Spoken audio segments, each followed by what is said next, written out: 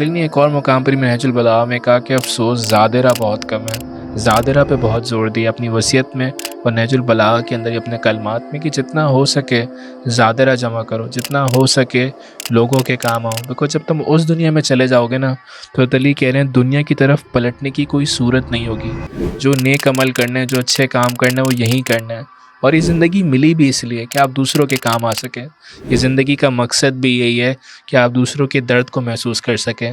بعض لوگ سمجھتے ہیں بہت وقت ہے، کر ہی لیں گے، بہت وقت ہے، گزر ہی جائے گا، لیکن وہ یہ نہیں سمجھ رہے کہ ہر ایک لمحے کا حساب ہے، اور آج نہیں تو کل ہمیں اس طرف جانا ہے، اور اس طرف جا کر پلٹ کر آنے کا وقت نہیں ملے گا۔ کیا خوبصورت جملہ اپنی وصیت میں لکھا ہے، یاد رکھو جس کے قبضے قدرت میں آسمان و زمین کے خزانے ہیں، اس نے تمہیں سوال کرنے کی اجازت دے رکھی ہے اور قبول کرنے کا ذمہ لیا ہے۔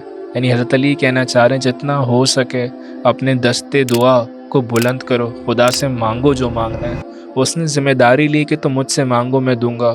دوسروں کے آگے ہاتھ پھیلانا، دوسروں سے توقعات کو کم رکھو، اس خدا سے توقعات کو جوڑو، اس کے سامنے دستے ادب کو بیان کرو، اس کے سامنے دستے دعا کو بلند کرو۔ جو حاجتیں دل میں، جو خواہشات ہیں وہ اس خدا سے بیان کرو۔ وہ جو بہتر سمجھے گا اور وہ جو سمجھتا ہے جو تمہارے لیے بہتر ہے وہ تمہیں عطا کرے گا۔ آگے بڑھ کے کہتے ہیں اس نے تمہارے درمیان دربان نہیں کھڑے کیے جو تمہیں روکتے ہیں۔ مثال کے طور پر بہت سے لوگوں کو شاید ایسا لگتا ہے کہ ان کی خدا کے درمیان کوئی دربان ہے، کوئی دیوار ہے، کوئی در ہے، لیکن خدا اور آپ کے درمیان صرف ایک دعا ہے، ایک دستے دعا ہے۔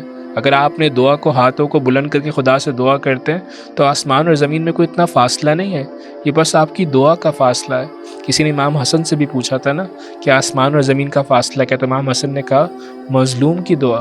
یعنی آپ لوگوں کی دعا لیں، خود بھی دعا کریں اور ایسے کام کریں جس سے آپ دوسروں کی دعا لے سکیں، کیونکہ دعا آپ کے اور خدا کے درمیان سفر کرتی ہے اور بیچ میں کوئی دربان نہیں ہو جو اس دعا کو روک لے۔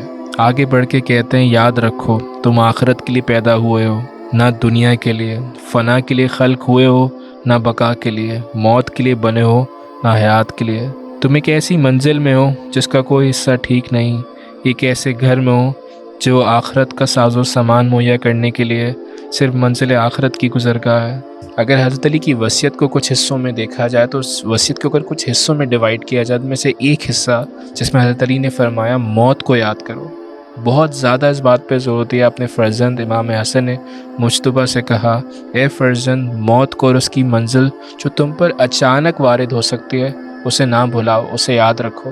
کیونکہ میں سمجھتا ہوں جو انسان موت کو یاد رکھتا ہے نا، جو انسان آخرت کو یاد رکھتا ہے، اس کے کاموں میں گہرائی ہوتی ہے، اس کے وجن میں ایک شارپنیس ہوتی ہے، وہ اپنے عمل کے بارے میں بہت کانشیس ہوگا، وہ گفتگو کے بارے میں بہت کانشیس ہوگا، وہ لوگوں کے ساتھ اپنے رویے کو بہت بہتر رکھے گا۔ یہی وجہ ہے کہ بہت زور دیا ہے اس وصیت کے اندر، کہا کہ موت کو یاد رکھو۔ جو شخص موت کو یاد رکھے گا وہ اس ساز و سامان کو جمع نہیں کرے گا جو اس کے کام نہ آئے، وہ اس ساز و سامان کو جمع کرے گا جو کہ اس کے اس سفر میں کام آ سکے، وہ اس زادرہ کو ساتھ لے کر چلے گا جو اس دنیا میں اس کا ساتھ دے سکے اور اس دنیا میں بھی کہیں نہ کہیں کام آئے۔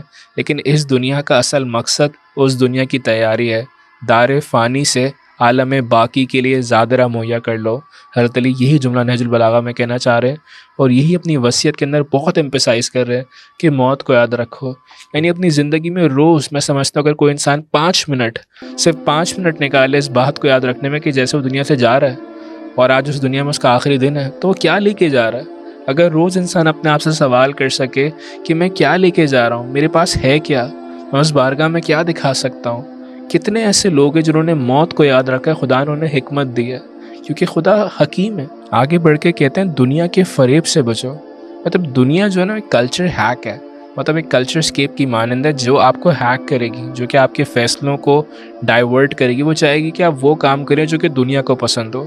یعنی دنیا داروں سے بھری ہوئی ہے۔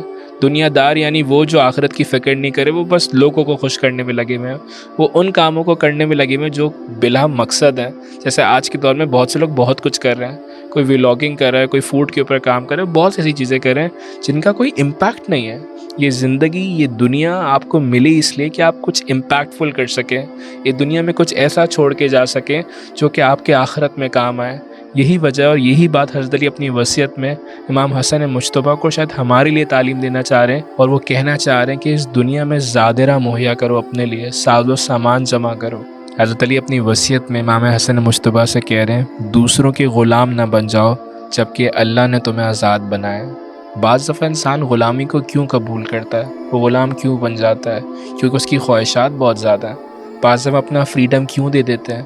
ہم خواہشات کے غلام بن جاتے ہیں، ہم دنیا داروں کے غلام بن جاتے ہیں، ہم لوگوں کی فکر میں اپنے آپ کو قیدی بنا لیتے ہیں، because we don't care, we do not realise کہ ہماری ٹرو ویلیو ہے کیا۔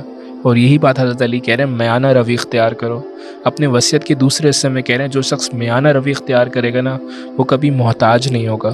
آگے بڑھ کے کہتے ہیں یقین کے ساتھ جانتے رہو کہ تم اپنی آرزو کو کبھی پورا نہیں کر سکتے، جتنی زندگی لے کر آئے ہو نا اس سے آگے نہیں بڑھ سکتے۔ تم بھی اپنے پہلے والوں کی راہ پر ہو، لہٰذا طلب میں نرم رفتاری اور کشف معاش میں میانہ روی اختیار کر لو۔ جتنا ہو سکے اپنے آپ کو بیلنسڈ رکھو۔ بہت زیادہ ڈیزائرز، بہت زیادہ خواہشات انسان کو خواہشات کا قیدی بنا دیتی ہیں، اور انسان رزق کی تلاش میں اتنا زیادہ محنت کر رہا ہوتا ہے، اتنی زیادہ فراوانی اختیار کرتا ہے کہ وہ دنیا میں اتنا کھو جاتا ہے کہ وہ آخرت کی فکر ہی نہیں کرتا۔ وہ کبھی کسی کا دل دکھا دیتا ہے، وہ اپنے والدین ہی کو بھول جاتا ہے۔ کتنے ایسے لوگ ہیں جو رزق کی خاطر میں اتنا کھو جاتے ہیں، اتنا کھو جاتے ہیں کہ اپنے گھر والوں کو ہی بھول گئے، ان اپنے حسن و اخلاق کو ہی بھول گئے، وہ لوگوں کے ساتھ رویے کو متاثر کر رہے ہوتے ہیں، وہ چھوٹی چھوٹی چیزوں کے لیے ویلیوز کو کمپرومائز کرتے ہیں۔ کیوں؟ بیکاز خواہشات بہت زیادہ ہے نا، زندگی میں حاصل بہت کچھ کرنا ہے۔ حضرت علی کہہ رہے ہیں یاد رکھو تم بہت جلد اس دنیا سے چلے جاؤ گے، اور وہاں پر تمہارا زادرہ، تمہارا عمل، تمہارے اخلاق، تمہاری گفتگو ایک بیلنس گفتگو ہونی چاہیے۔ اس وصیت کے اندر صلہ رحمی پر بہت زور دیا ہے۔ کہتے ہیں کہ اپنے کو اپنے بھائی کے لیے اس پر آمادہ کرو، جب وہ دوستی توڑے تو تم اس سے جوڑو، وہ منہ پھیرے تو تم آگے بڑھے، لطف اور مہربانی سے پیش آؤ۔ یعنی لوگوں کو اتنی آسانی سے جانے نہ دو۔ اگر کوئی دوست نیک ہے، کوئی دوست اچھا ہے، کوئی ایسا دوست ہے جو تمہارے دل کے قریب ہے، حضرت نے دوستی پہ بہت ایمپیسائز کیا ہے۔ وہ کہتے ہیں کہ وطن میں رہ کے بھی غریب ہے وہ شخص جس کا وطن میں کوئی دوست نہیں ہے۔ ایک اور مقام پر کہتے ہیں جب کبھی دوست بناؤ تو دل میں ساتھ ایک قبر بھی بناؤ جہاں آپ اس کی غلطیوں کو دفنا سکو۔ لیکن دوستی کے کچھ کیلیبرز ہونے چاہیے۔ تمہارا دوست نیک ہونا چاہیے، تمہارا دوست وہ ہونا چاہیے جس کی ویلیوز بہتر ہو، تاکہ تم اس کی ویلیوز کو اپنے اندر لا سکو اور اسے اپنی اچھی ویلیوز سکھا سکو۔ ہر انسان کو دوست نہیں بنایا جا سکتا، اور نہ ہر انسان سے دوستی کی جا سکتی ہے۔ اس جملے کو اس وصیت نامے میں بہت ایمپیسائز کر کے سمجھایا گیا ہے۔ آگے بڑھ کے دوستوں کے لیے کہتے ہیں وہ تمہارے لیے اگر کنجوسی کرے تم اس پر خرچ کرو، وہ دوری اختیار کرے تو تم اس کے نزدیک ہونے کی کوشش کرو، وہ سختی کرتا رہے تم نرمی کرو، وہ خطا کا مرتکب ہو تم اس کے لیے غدر تلاش کرو، یہاں تک کہ تم اس کے غلام ہو۔ وصیت کے آخر میں کہتے ہیں میں تمہارے دین اور تمہاری دنیا کو اللہ کے حوالے کرتا ہوں، اور اس سے حال و مستقبل اور دنیا و آخرت تمہارے لیے بھلائی کے فیصلے کا خواستگار ہوں۔ والسلام علیکم۔ یعنی دعا دی آخر میں اور کہا میں تمہارے دین اور دنیا کو اللہ کے حوالے کرتا ہوں۔ میں سمجھتا ہوں وصیت میں بہت سے ایسے پوائنٹ ہیں جو ہم نے مس کیے، اگر آپ چاہیں تو انہیں پڑھ کر اپنی زندگی کو بہتر کر سکتے ہیں۔ حضرت علی کی زندگی کے بہت سے ادوار اور بہت سے لمحات ہیں، بٹ کہا یہ جاتا ہے کہ آپ کی زندگی کے گزارے ہوئے جو آخری لمحات ہیں وہ زندگی کے سب سے حیرت انگیز لمحات ہیں، خاص طور پہ وہ آخری 45 گھنٹے۔ جب آپ 18ویں شب میں مسجد کوفہ گئے نماز فجر کے لیے تو ابن ملجم نامی شخص نے آپ کے سر پہ ضرب لگائی، اور جب آپ کے سر پر ضرب لگی تو آپ نے جملے ارشاد فرمائے فزت برب الکعبہ، کعبے کی قسم میں کامیاب ہو گیا۔